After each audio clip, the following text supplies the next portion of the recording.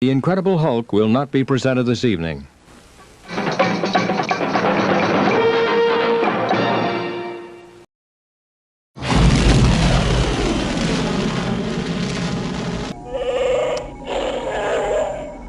What's the matter, pal? I know. Life Day's coming up. I know it's important to you. Well, have we missed a Life Day yet? You know what? Just sit back, put some good spirits in, and we're going to go and see if the Star Wars Holiday Special is as bad as people say it is, okay? All right, punch it.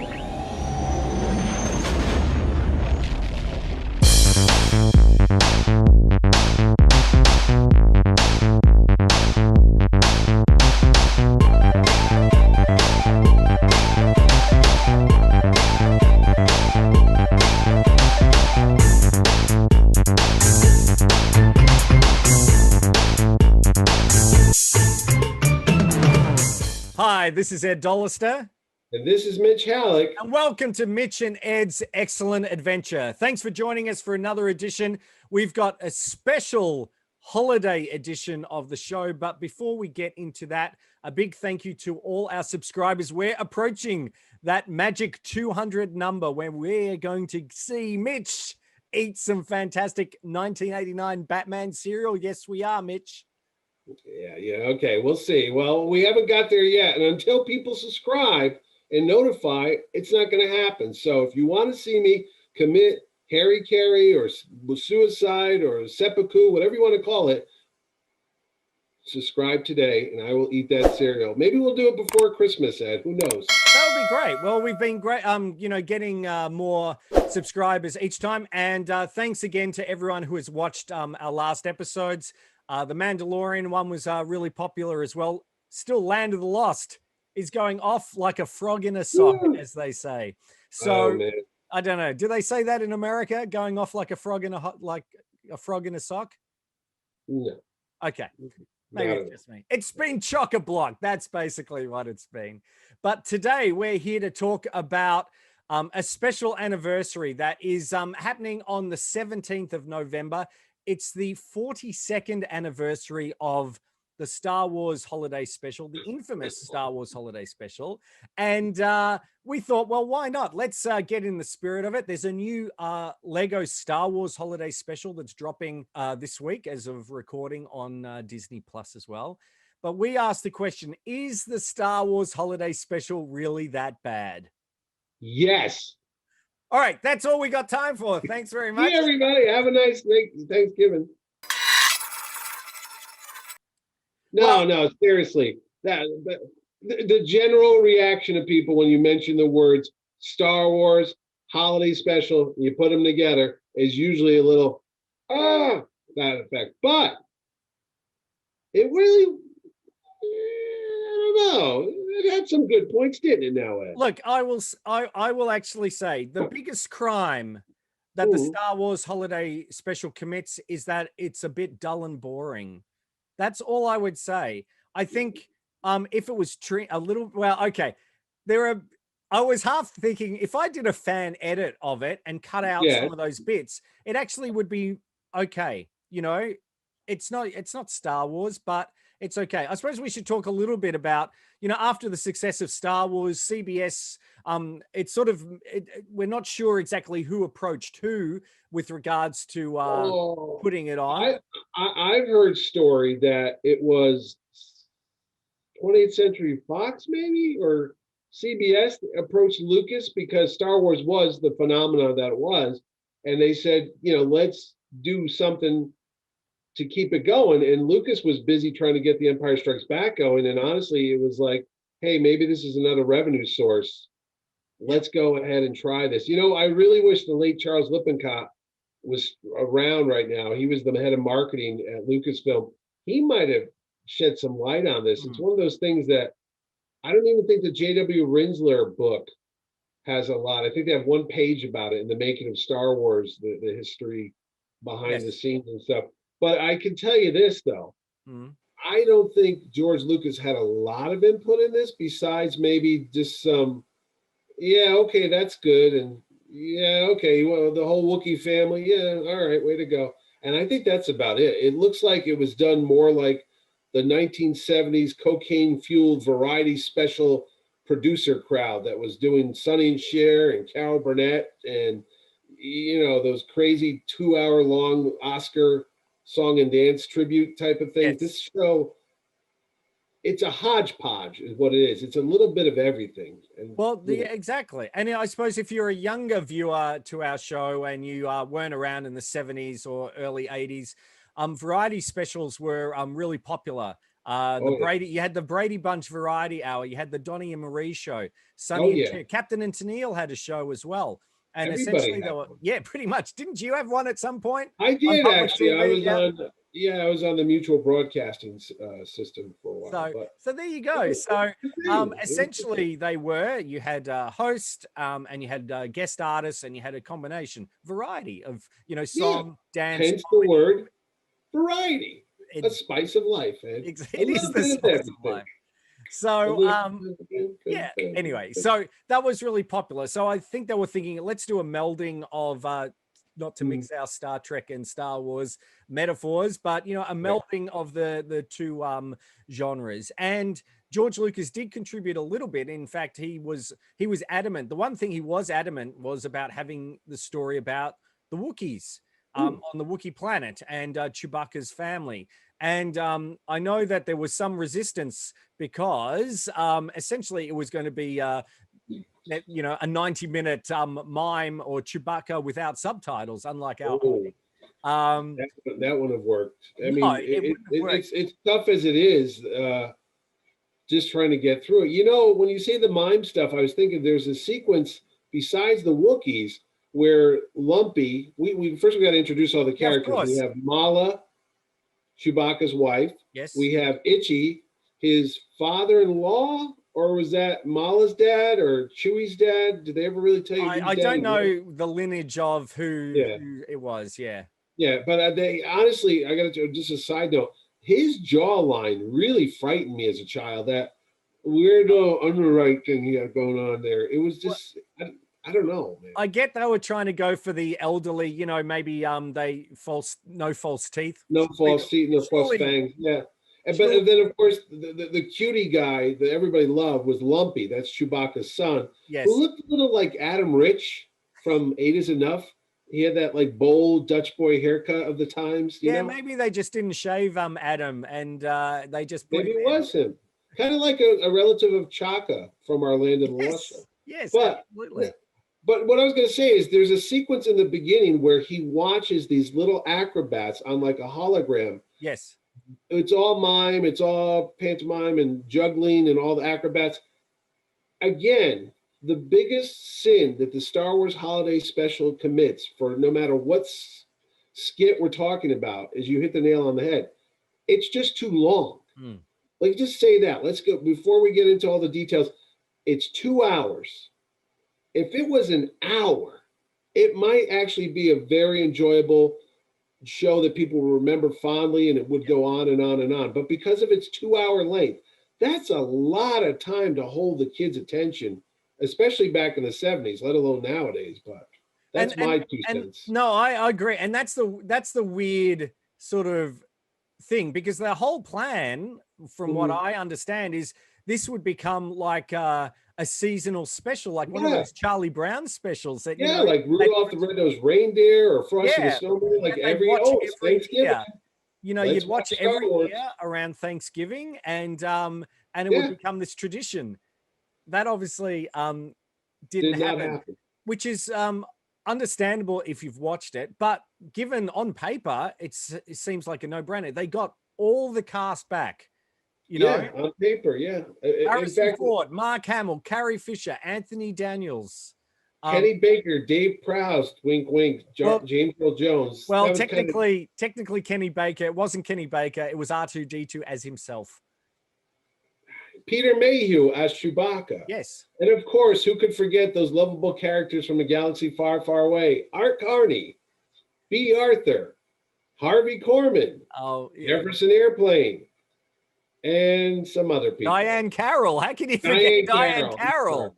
I'm sorry, I forgot So- Diane Carroll. Anyway, so on paper it seemed quite good, and basically the premise was that Han and Chewie were trying to. Well, Han was trying to get Chewie back to his home on Kashyyyk, or as they pronounce it, Kazook. Cash. They say Kazook. Due to suspected rebel activity on the Kazook planet. Oh, they say Kazook? Yeah, they call it Kazook. Hey man, it might be like the dialect of the time, you know. Well, the Imperial officer said Kazook, and Oh, they go, those you know, guys.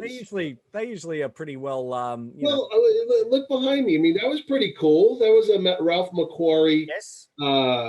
backdrop map painting thing. They didn't spend a lot of money on these sets, but it was kind of cool. It was our first look at another planet in the Star Wars galaxy. And it's like, hey, that's kind of cool. And that would be revisited in Revenge of the Sith. That's where the Wookiees lived over there on Absolutely.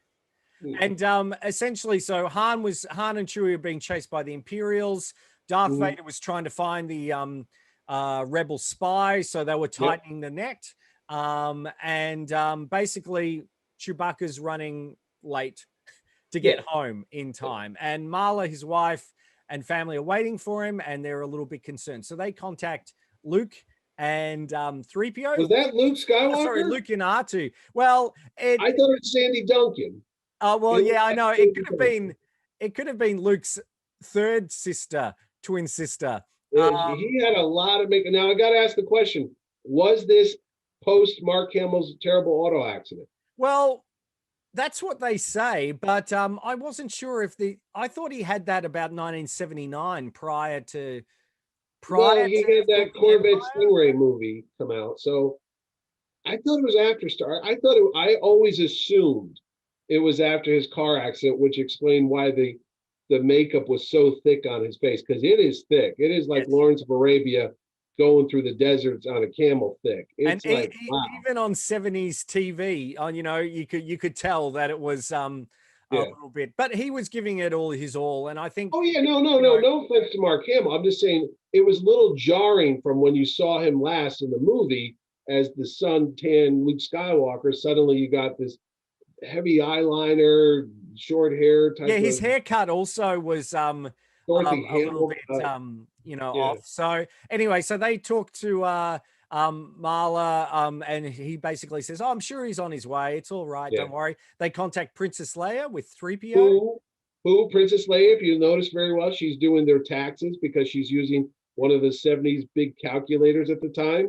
I'm surprised that she was not looking for some, tax breaks and things like that. What is it? The IRS, the Imperial. The IRS, the Internal Revenue Service was on her case, man. But boy, they didn't spend a lot of money on sets on this show. Well, I was messaging you earlier when you watch, and we'll talk a little bit later when Lumpy is watching the holographic tables, a bit like the Jedrick table, but they're on cassettes. And if you have a look, it's actually just like a Sony or a Philips cassette player. They're basically these cassette decks in rows around the table, and they didn't even hide it. Their communications to get to the rebels it was a TRS-80. The Imperials, when they're checking Saun Dan, who his credentials, I'm sure he's using a calculator upside down. Oh, absolutely. Art Carney was using a Texas Instruments. Yeah. Okay, so that's the basic premise of the story. Yeah. We're going to sit there and watch as Han and Chewie race to get there. Mala tries to figure out, where they are. And in the meantime, the Empire, with stormtroopers and Imperial officers, have invaded the home of the Wookiees. They're really mean to little Lumpy. They break his little X-Wing toy that he's running around playing with. Yay, they're a bunch of jerks to him. And then, and the weird thing is we have these intercuts of a variety of different scenes and sketches that defy comprehension. And okay, I don't want to be negative, but let's call. No, look, I understand. I think I think the juggling troop and everything like that. Yeah. Yes, it's a little long, but it's entertaining, and it reminds me of something like one of the guests maybe on the Muppet Show, that Moomin-Shahs, and things like that. Yeah, pretty good. Susan Yarnell type of thing. Yeah, And I've got to say, the green screen or blue screen work that they use is pretty good. It was better than this behind me. They didn't have that weird staticky thing going That's on. true. So that was kind of good, but it could have been cut short. And then they're about to make the meal. So they're having some bantha steaks, which is quite nice, or a roast.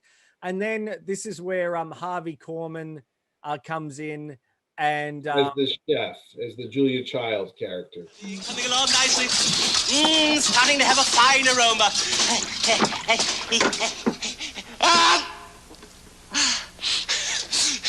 Got it just in time. Now, at this time, I usually like to taste the broth. So we'll have a little taste and see how it's coming along. A little bit more sesame, a bit oregano, a little tongue one for the pot. And it goes on for, I think, 7 minutes, 6 minutes. Yes. It's intolerable how long it goes on. It would have been fine for 45 seconds, maybe a minute and a half. Yep. It goes on forever. And it's almost, was it scripted? Because I wondered if it was improv, because he just keeps going with it and going. That's a lot of dialogue. Yeah.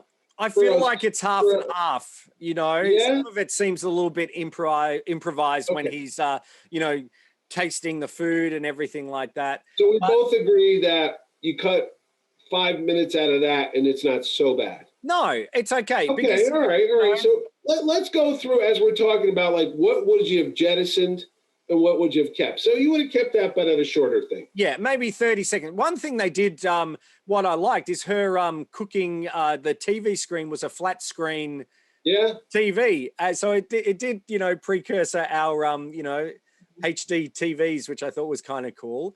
I mentioned real quick, Lumpy playing with the toy X-Wing was darn cool, because it kind of like, oh, look, they have Star Wars toys there too. Yeah, well, it was a wood. It was like Itchy was carving it out of wood. It was, and it was actually one of the is it the Estes? The rockets that you could get. Yeah. Oh, I didn't know it was a real thing. I thought it was just a prop they made for the show. Yeah, so they painted it up and everything like that. So which reminds me, years later when they do the Ewok movies, you'll see little Wicket playing with a chicken walker, I think it is, in a spaceship. So it's kind of, it'll all tie together eventually. You know what I mean?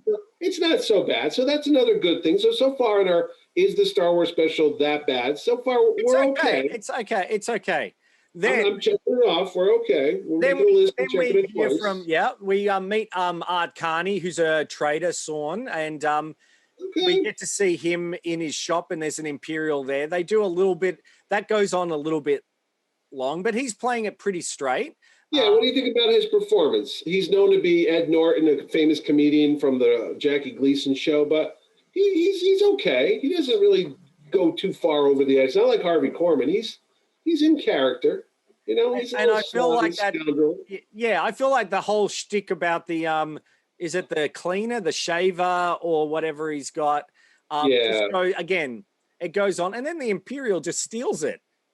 Yeah, those Imperial, they're jerks, man. I'll tell you that. And the footage that we see of Darth Vader is actually unused footage from Star Wars: A New Hope, where they're walking down the corridors, and I believe it was just dialogue that they were like trying to find the Death Star tapes. Wasn't that the? I think so. Yes. Same footage? Is that the footage that they're going to reuse years later when they made this Star Wars VHS? Oh, video game. No, they did refilm. No, I think they filmed new. Well, they might have used that bit, but they did refilm. Oh, they filmed new footage with that. With Dave Prowse and that. Yeah. Okay, because I always wondered about that. But okay, so again, good stuff. We're seeing new footage of Darth Vader. Hey, when you're a kid, this is the first time you've seen these guys since '77, since the first Star Wars movie, and you got 2 more years before The Empire Strikes Back. So again, this was good. I mean, I remember going home.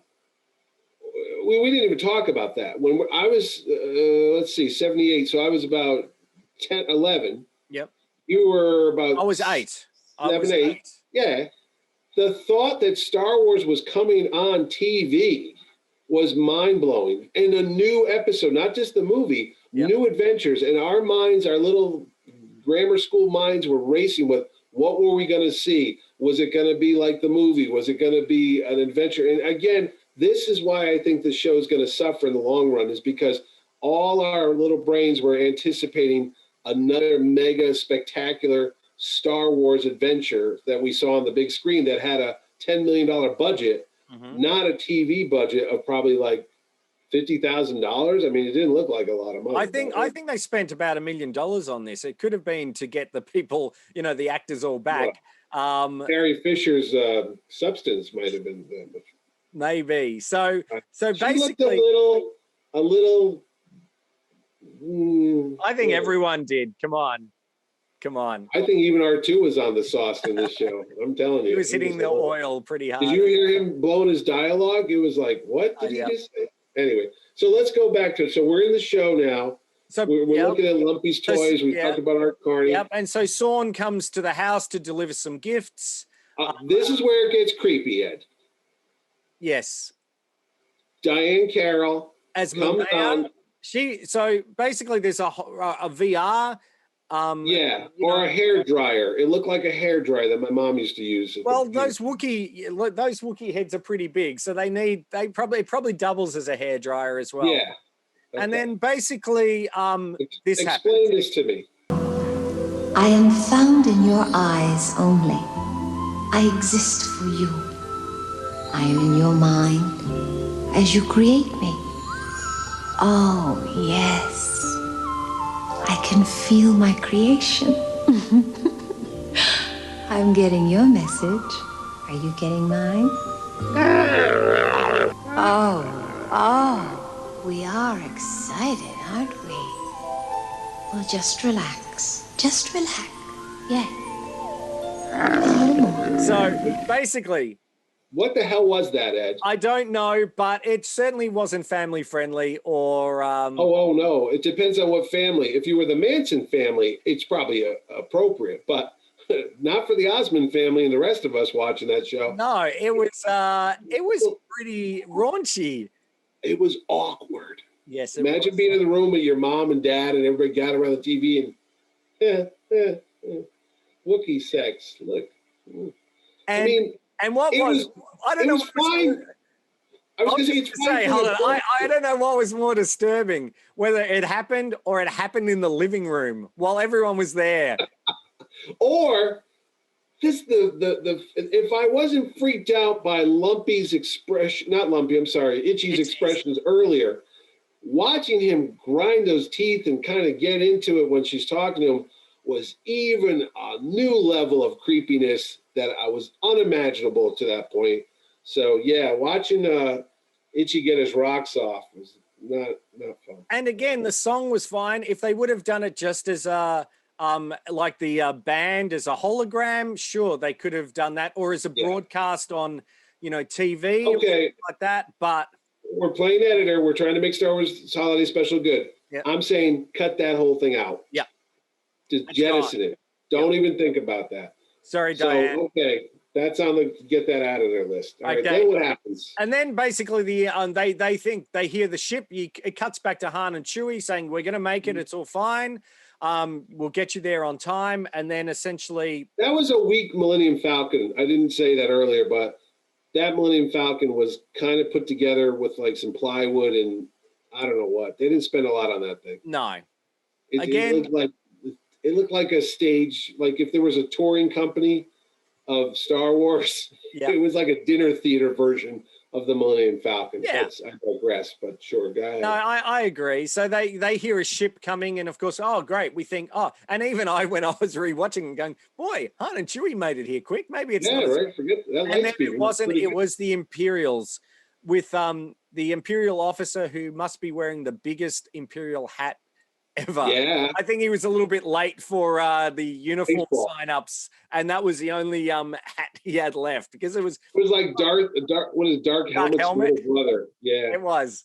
And they're basically, jerks to doing a search and everything like that, trying to go, well, where's they break Lumpy's toy, man. Yeah, they do. They were violent. They do. Yeah, they searched his room. They threw him around. I was like, yeah, what is this? And of course, they see Sawn there, and they're going, "Oh, well, what's this?" And they find a little sort of, it's almost like a ghetto blaster where one of the Imperial officers watches Jefferson's starship. And I actually quite like this. Okay, all right, here we go again. Fine, you could have your Jefferson air. Wait, were they the starship or the airplane? Were, yeah. Like the sky on fire. It was I thought the visual effects for that, they looked a bit holographic. I thought that was quite good. Okay, we'll leave it in. We're leaving it in. It's fine. It's fine. So far, we've only cut out the sex Wookiee porn. We cut back on Harvey Korman, and we kind of tightens things up a bit. Yeah. We haven't talked about the fact that the Wookiees are unintelligible. There's no subtitles. Are we okay with that so far? Well, that's how it is in Star Wars. So, that was precedent. Okay. All right. So, I'll let it go. Okay. I think actually, since we're editing, I would also say that perhaps that opening sequence with the Wookiees does go for quite a while. So you could have trimmed that a little bit as well, just to pick up the pace. Okay. But then what? Well, then Lumpy goes to his room, and there's a new computer that Sawn has given him as a present for Life Day, and he starts putting that together. And that's when we see Harvey Korman yet again, and he's an Amorphin instructor. Thank you for selecting our brand of mini transmitter. If you assemble it properly, following the instructions I am about to give you, it will provide many years of fun and valuable service for you.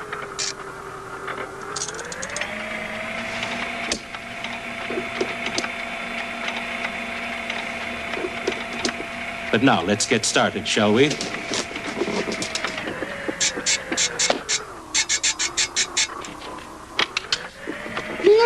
First, find the sealed package containing all the tools you'll need.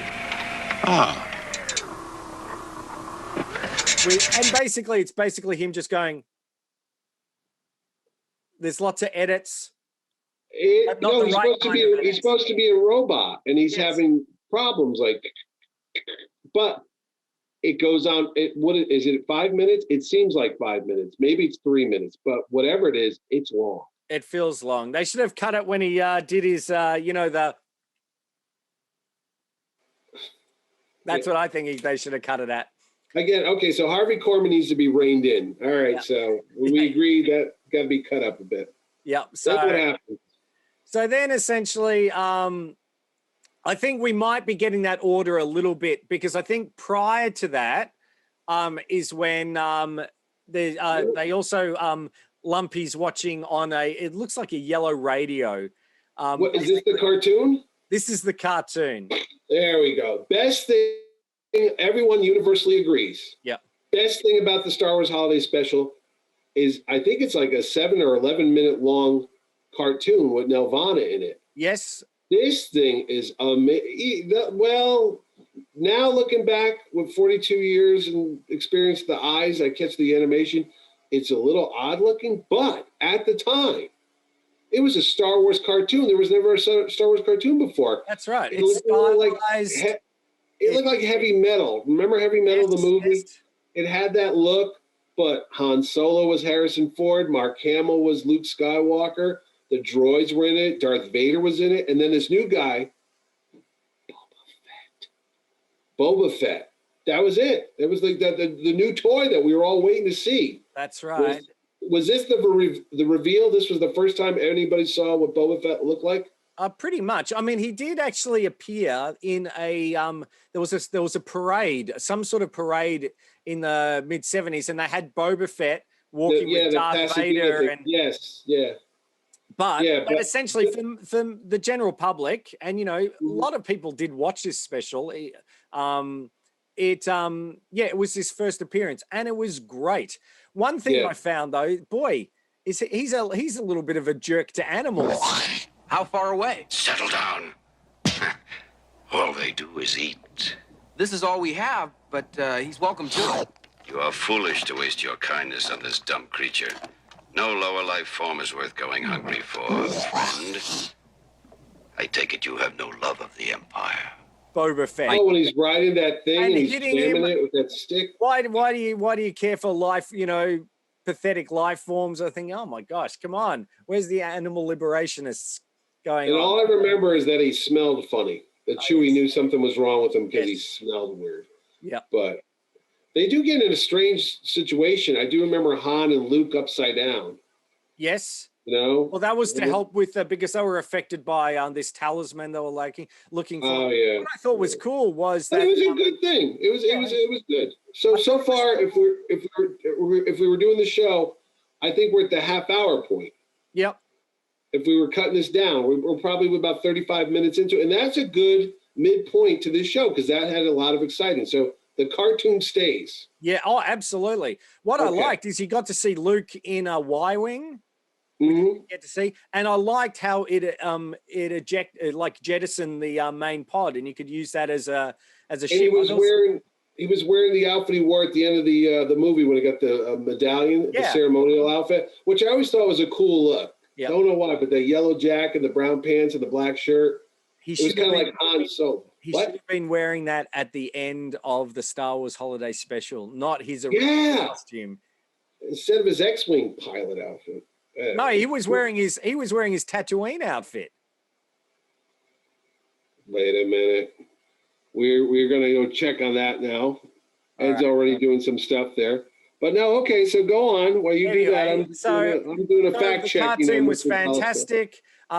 That he goes up, Itchy goes up. Itchy, I keep calling it Itchy. Lumpy goes up to his room. Lumpy. And then there's a broadcast from the Imperial Network, basically saying, saying that in Tatooine it's all being locked down, everything's been locked down, and then they have a slice of life from Tatooine. And I was thinking, are they watching a soap opera? Time now for Life on Tatooine, brought to viewers everywhere in the hope that our own lives may be uplifted by the comparison and enriched with the gratitude of relief.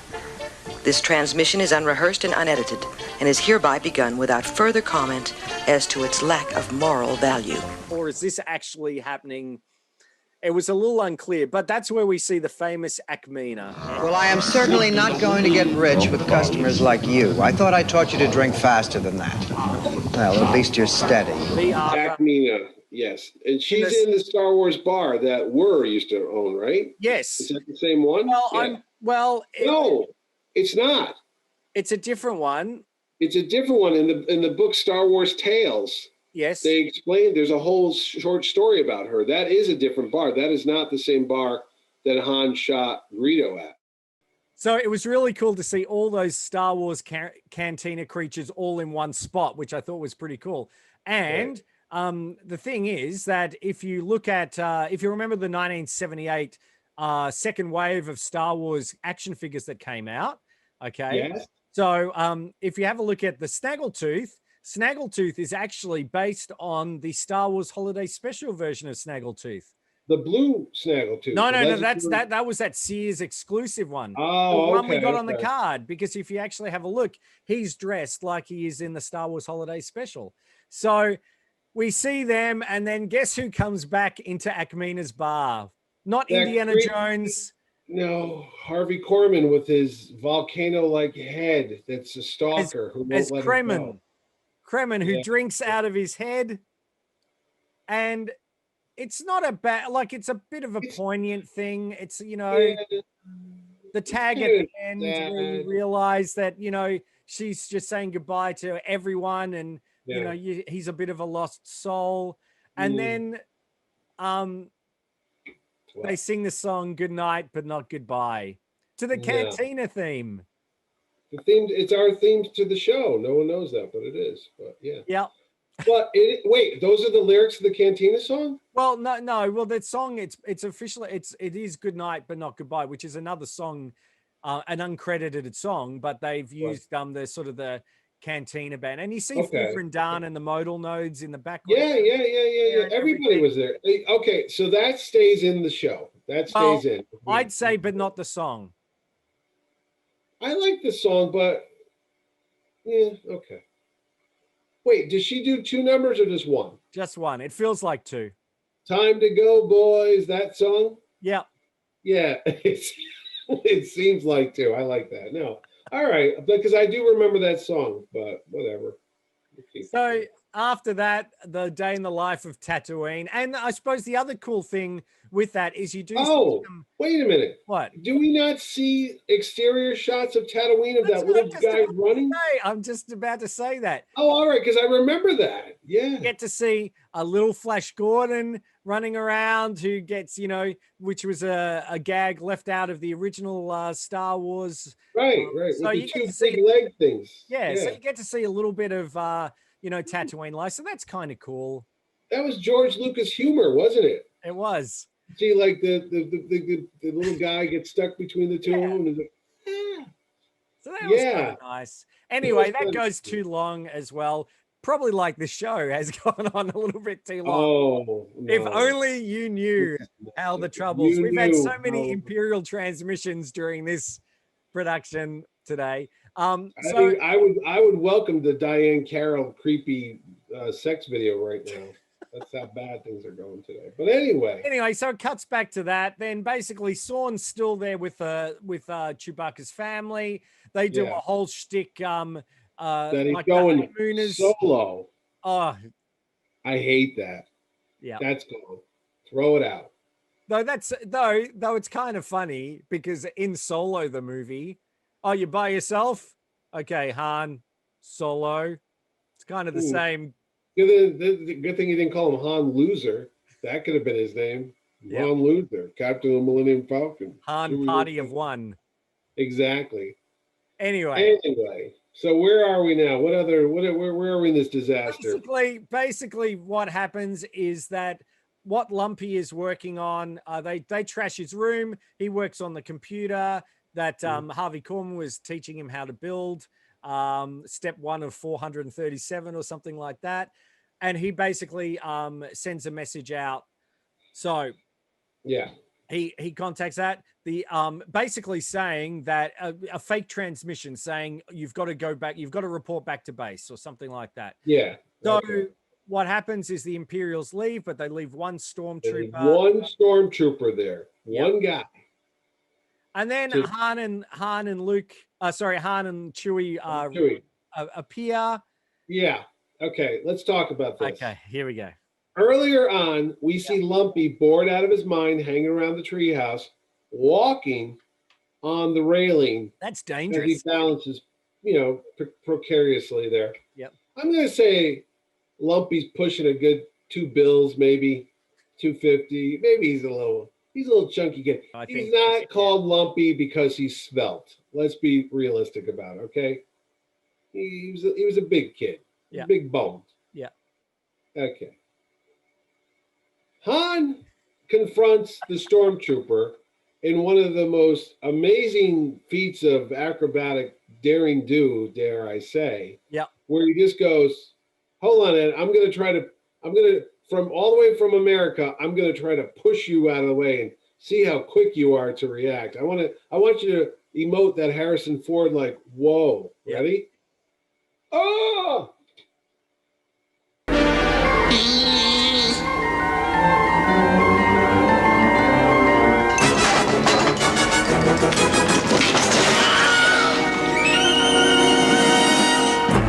Yeah, that's how quick it was. Yeah.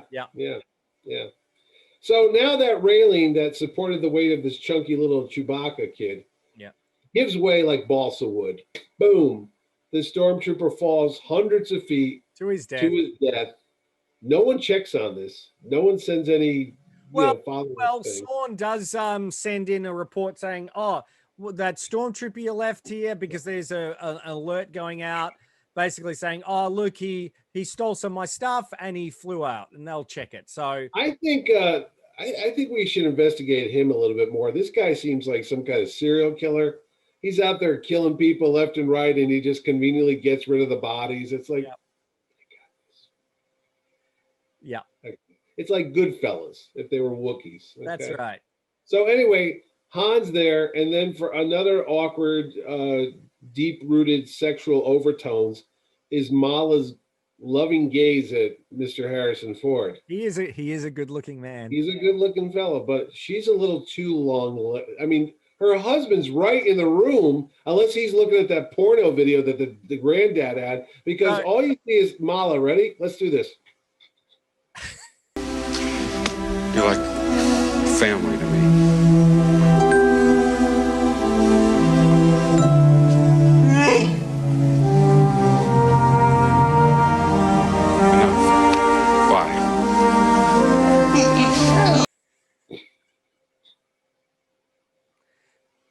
See, Stan Winston could never beat our special effects. Now, are you intimating that that Lumpy might not be he might be a little bit solo, if you know what I mean. He had that Harrison Ford type look to him. Yeah. That's why Chewie always kind of resented Han. Wasn't too broken up about it when he got stabbed through the heart years later. He knew what happened. Anyway, they're all together. Yeah, they all get together. Then Chewbacca. Is this it now? Are we done with all the skits? There's no more leftover material from Harvey Korman? I don't think so. We're done. Okay, so now comes the grand finale in what can only be called the most baffling, whatever ceremony you want to call it. They all put on their. I think it did it better than any of the Avatar movies. Okay, I'll give you that. You know, it seemed like basically all the Chewbacca had, and this was a theme. Why do they wear clothes now? Because they didn't have the budget to make all the Wookiee bodysuits, so they wait. Is this true? Yeah. So for all the extras, because they did have quite a few Wookiees, they were all. You got a lot of tall dudes, yeah. So they were all, apart from Chewbacca and his family, the rest were the Don Post Chewbacca masks. No, I have one of those. Yeah. With yak fur. Yeah. And they had the cloaks to cover that they didn't have full body suit. I did not know. I always wonder why they wore basically what we would now call a snuggie. Yes. Which is a robe turned backwards and they can buy it at Christmas time. I was like, okay. See, then it gets weirder too, Ed, as they go carrying the ball of light that will show up again in the Phantom Menace when Boss Nass holds up. That's my Brian Blessed, which will be seen when we do our Flash Gordon. I'm going to do the whole episode as Brian Blessed.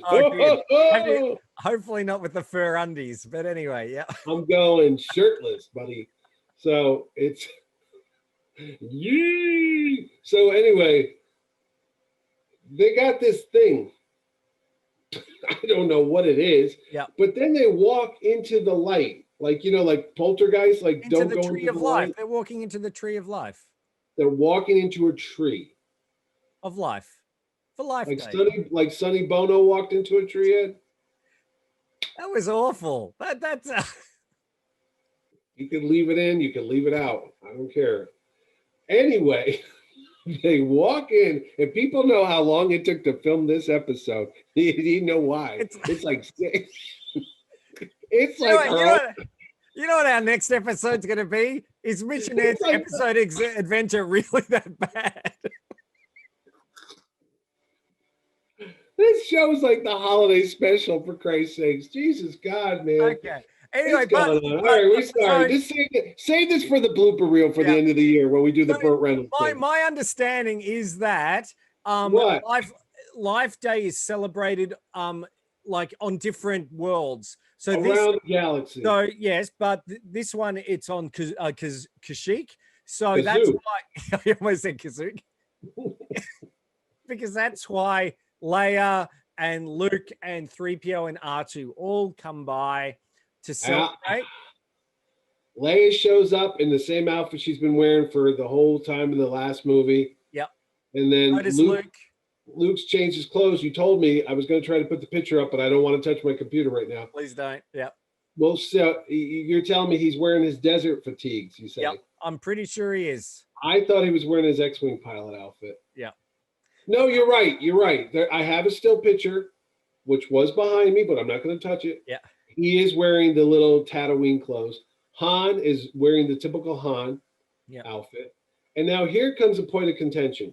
Words lyrics are put to the Star Wars theme. Yes. Is this a money grab or what? Because I had heard years ago, like the Star Trek theme, they actually wrote lyrics to it. So every time it was played, Gene Roddenberry got a check. Because, yeah, you can look that up. That there's actually words to the Star Trek, like, somewhere is my love, la la. I don't know. The lyrics are written by Ken and Mitzi Welch, who had done like the Carol Burnett show, and they had done a lot of Not John variety Williams. shows and things like that.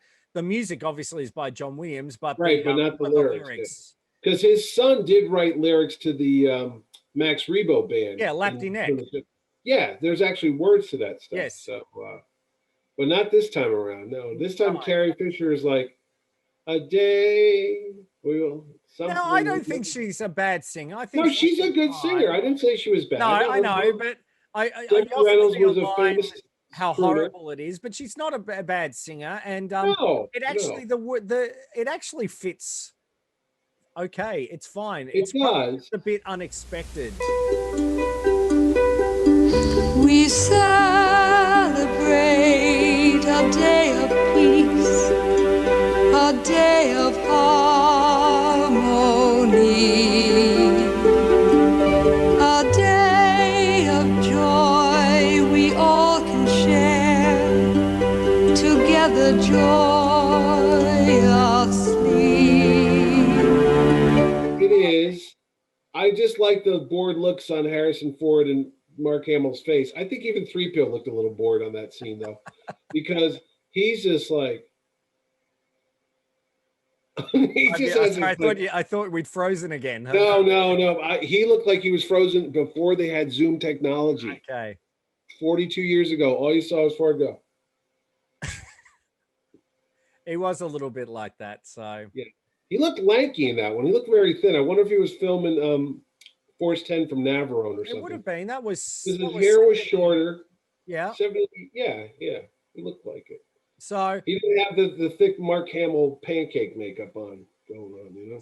So it all ended, and people had high hopes for it. Again, as we said, that it would be shown every year, holiday season, yeah. And basically, it was a disaster. Lots of people watched it. Oh, I watched it. We all watched it. Then we all came to school the next day and didn't know what to say. We're like, and it was never played officially again. In fact, but it's made the circuit on comic conventions and sci-fi conventions around the world for the last 40 years. I have a copy on VHS. Yes. And a burned DVD player one. And there's one on YouTube. If you're done watching us, you should link to that. There's a good quality one on there. Yeah, it's 720p. It's quite good quality. Yeah. And I suppose there's rumors that George Lucas has said that if he had the chance, he would basically destroy every copy. But the actors don't really have a lot to say about it. It was, obviously they were contractually obligated to do it. It's if you're a Star Wars fan, or if you're a 70s fan, or just a fan of just weird television, it's really worth watching once. So you can say, yep, you've seen it. There are some good elements of it, as we've said. It's great to see all the cast back. It's really the first, sequel to Star Wars, really. It is.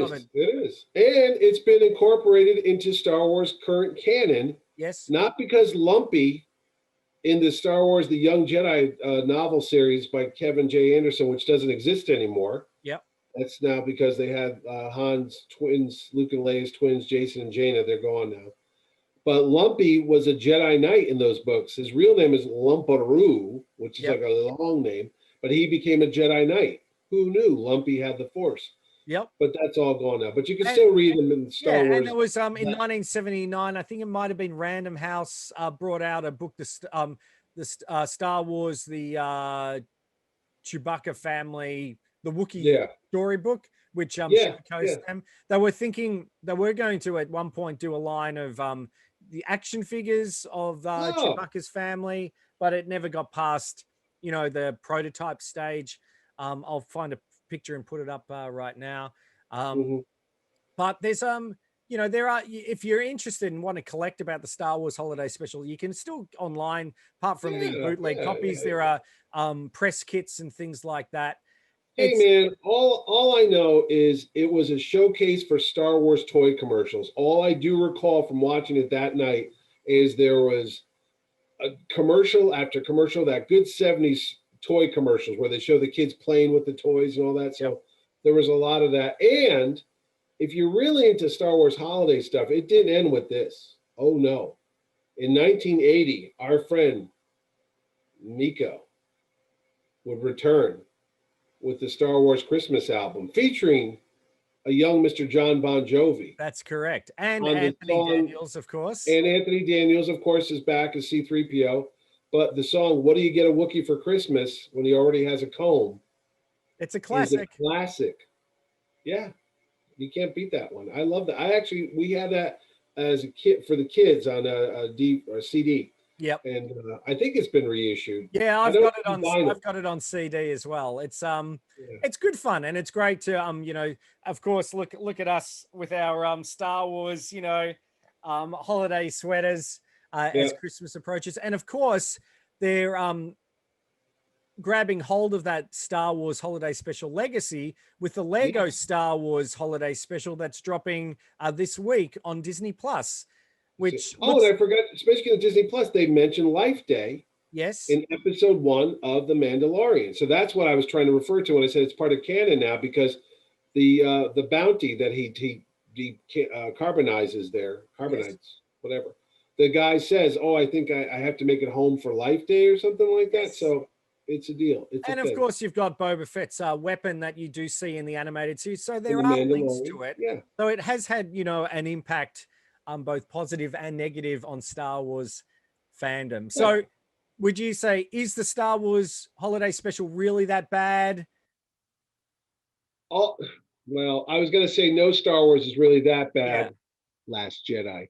But yeah, no, it's not the worst Star Wars I've seen. There you It's go. not the best Star Wars I've seen. Yeah.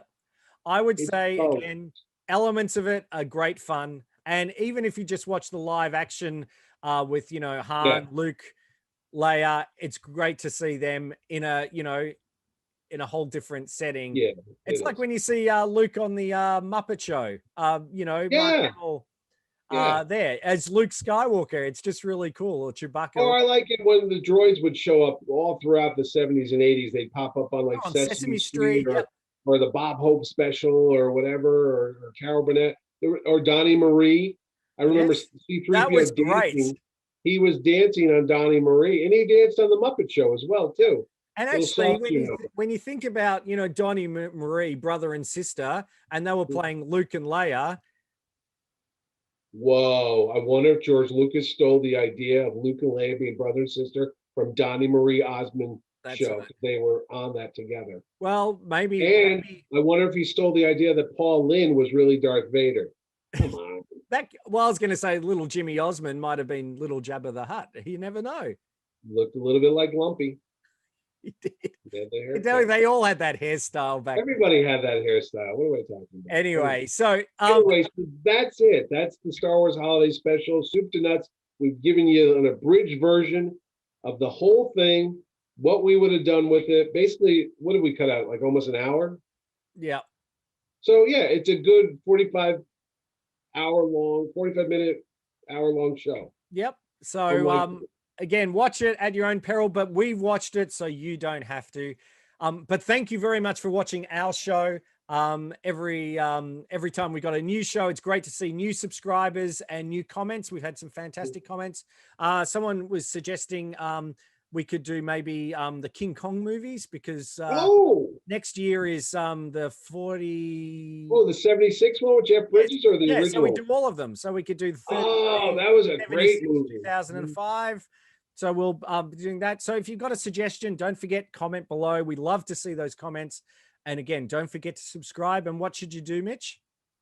You should also click the button below, say subscribe, and then you also hit notifications so you'll know when there's a new show. And it's almost the holiday time, but I was thinking Poseidon Adventure, when the time, New Year's Eve and the wave hits the ship and all that, we got to look at all the disaster movies one day. I'm loving it. Earthquake, airplane, tidal, everything. Yep. There's another one I can't remember. Can we do the Swarm? Does that Swarm, Towering Inferno? If we do the Swarm, we're going to do Tentacles. No one remembers Tentacles. It was about a giant octopus that was coming after people. Again, one could say just stand back a couple of feet from the water, you're okay. But we didn't think like that back in the 70s. That's right. That's right. So we got lots to look forward to on Mitch and Ed's Excellent Adventure. With that, signing off, this is Ed Dollister. And this is Mitch Halleck saying Happy Life Day. Happy Life Day. And you've been watching Mitch and Ed's Excellent Adventure. See you next time. Bye.